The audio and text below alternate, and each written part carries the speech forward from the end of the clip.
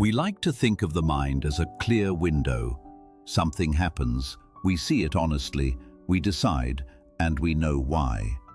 But a century of psychology keeps finding the same crack in that window. When our actions and our self-image collide, we don't usually change the behavior, we change the story. This is the engine of self-deception, and it runs on a feeling so uncomfortable that we'll bend reality to escape it.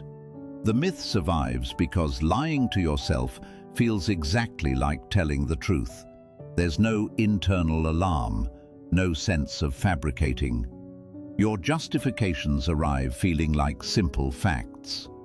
We have what psychologists call an introspection illusion, a deep confidence that we can see our own motives clearly, when mostly we can't. The discomfort that drives all this has a name and a famous experiment behind it. In 1959, Leon Festinger and James Carlsmith had people do an excruciatingly boring task, then paid them to tell the next person it was fun. Some were paid $20 to lie, some were paid just $1. Afterwards, the researchers asked how enjoyable the task really was. You'd expect the people paid more to rate it higher. The opposite happened. The people paid $20 had an easy excuse. I lied for the money. But the people paid $1 couldn't lean on that.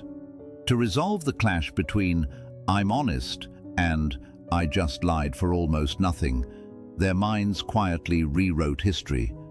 Maybe the task was kind of interesting. They didn't fake the answer. They genuinely changed what they believed. This is cognitive dissonance, the mental friction when your beliefs and actions don't line up, and we are extraordinarily good at smoothing it away. Festinger watched it on a grand scale. In the 1950s, he studied a small doomsday group that predicted the world would end on a specific date. When the date passed and nothing happened, the believers didn't abandon their faith. They doubled down, deciding their devotion had saved the world.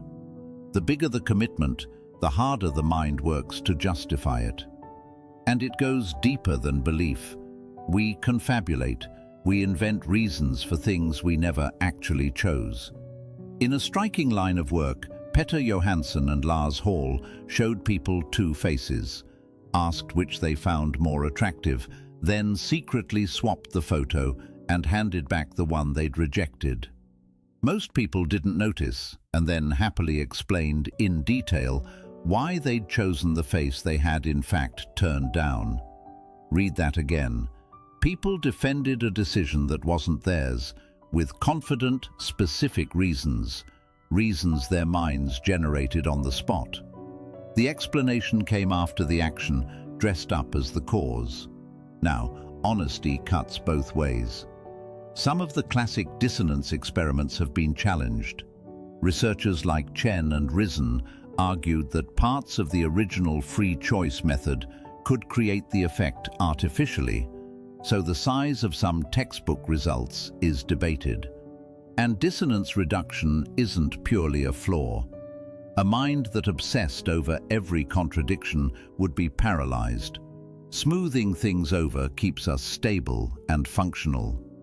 The problem isn't that we reduce dissonance, it's that we do it invisibly and call the result the truth. So here's the reframe. The feeling of being right is not evidence that you are. When you notice yourself producing a smooth, satisfying reason for something you did, especially something that made you look good or feel comfortable, treat that smoothness as suspicious. Ask the harder question, not why am I right, but what would I be telling myself if I were wrong? You can't switch off the inner storyteller, but you can learn to read its work with a skeptical eye.